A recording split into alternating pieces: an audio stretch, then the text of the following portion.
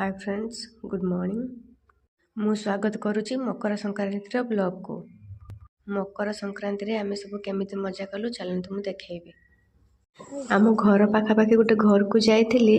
गोबर रे जो घसी तैयारी करंती तांकर से घसी कांथरे केमिति तैयारी तापर जाइके चिंचाऊ माने मिट्टू मानक से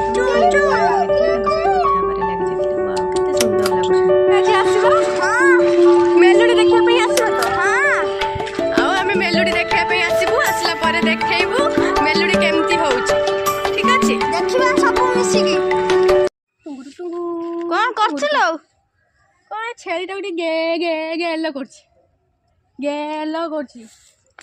बसी पड़े रे तापरे टुंगुर टुंगु टुंगु टुंगु टुंगुर टुंगु कोन हल्ला धन खाइबू गुल्लू गुला गोटे कोन आपण रहिलो जय जगन्नाथ फ्रेंड्स माने आपण खाइबी की मजा करंतु मकर संक्रांति एंजॉय करंतु happy Makar Sankranti to all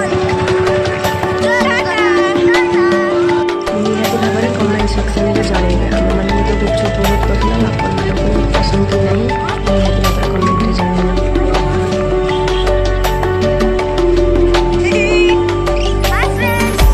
गुपचुप कहार पसंद